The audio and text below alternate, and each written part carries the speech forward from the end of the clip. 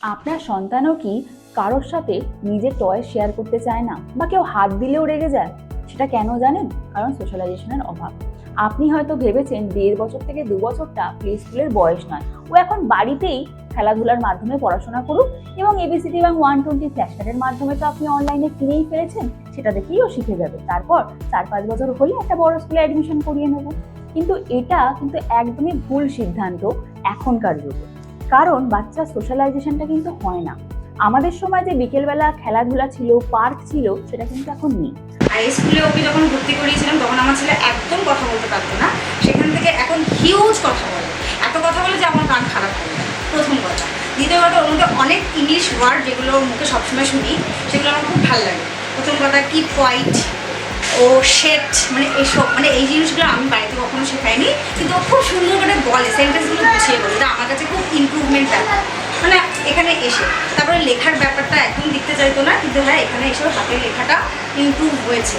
তার সাথে সাথে ওর যে পড়াশোনা, মানে স্কুলটাকে ও খুব ভালোবেসেছে, সেটাই আমার কাছে একটা বড় ম্যাটার। মানে স্কুলটা ইম্পর্টেন্ট আমার বাচ্চার ক্ষেত্রে, যে ও যেখানে যাচ্ছে সেখানে কমফোর্ট কিনা, সেখানে প্রচণ্ড পরিমাণে কমফোর্ট। আর আমি খুব হ্যাপি স্কুলকে। আর যেমন আমরা দেখে থাকি, আমাদের রয়্যাল কিংস ইন্টারন্যাশনালের কথা বলি, একটা ব্রাঞ্চ আমি ভিজিট করেছিলাম। সেই ব্রাঞ্চে কিছু বাচ্চাকে যখন দেখলাম স্লাইডারের ধারে কিছু পর আমাদের যারা ট্রেন গভর্নেন্স আছে তারা দাঁড় করিয়েছে। প্রত্যেকটা বাচ্চা কিন্তু কাঁদছে না, তারা কিন্তু শেয়ার করে সেই স্লাইডারটা উঠছে। এতে কি হচ্ছে? তাদের পেশেন্স লেভেলটা কিন্তু বাড়ছে, ধৈর্য ধরতে শিখছে। আরো কি জানেন? ধরুন হঠাৎ করে সে কোনো খেলায় হেরে গেল, আমাদের তো অনেক কিছু অ্যাক্টিভিটি হয়, সেই খেলাধুলার মধ্যে হঠাৎ করে সে হেরে গেল। তার মধ্যে ইমোশনাল ব্রেকডাউন কিন্তু হয় না, কারণ সে ইমোশনালি নিজেকে কন্ট্রোল করতে শেখে। সে হয়তো যখন কান্নাকাটি করে, তার বন্ধুরা এসে সান্ত্বনা দেয়। তো সেই যে ছোটবেলার যে ছোট অনুভূতিগুলো এই প্লে স্কুলে কিন্তু পাওয়া সম্ভব। আপনার বাচ্চাও যেন এই যে সোশ্যালাইজেশন থেকে ফাঁকি না পড়ে যায়। রয়্যাল কিংসল্যান্ডের প্রত্যেকটা টিচার কিন্তু ট্রেন্ড, এবং গভর্নেন্সরাও কিন্তু ট্রেন্ড। আপনার বাচ্চাকে খুব সুন্দরভাবে তারা কিন্তু ট্রেন্ড করে। টয়লেট ট্রেনিং বলুন, সেলফ কনফিডেন্স বিল্ডিং বলুন, fine motor skill, cognitive skill, socialisation, environmental skill, language skill, এই সমস্ত কিছু, গ্রুপ ডিসকাশন, সবকিছু কিন্তু একটা বাচ্চাকে পরিপূর্ণ করে তোলে।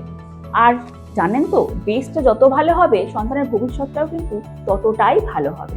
তাই একজন প্যারেন্টস হিসাবে আপনার এটা দায়িত্ব যে আপনার সন্তানকে একটা ব্র্যান্ডেড, শুধুমাত্র নয়, ব্র্যান্ডেড এবং যেখানে পড়াশোনা হয়, সোশ্যালাইজেশন হয়, এবং খুব ট্রেন প্রফেসররা যাতে আপনাদের পড়াতে পারে, ল্যাঙ্গুয়েজ ডেভেলপমেন্ট করাতে পারে, সেই স্কুলকেই বেছে নেওয়া।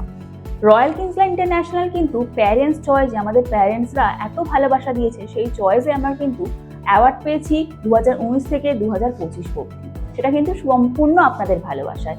তাই যদি আপনার বাচ্চার বয়স 1.5 বছর থেকে 2 বছর হয়ে যান, প্রস্তুতি নিচ্ছেন বড় স্কুলে ভর্তি করার জন্য, তাহলে সেক্ষেত্রে রয়্যাল কিংসল্যান্ড ইন্টারন্যাশনালের প্রত্যেকটা শাখা হয়তো এখন আপনার শহরে বা গ্রামে পৌঁছে গেছে।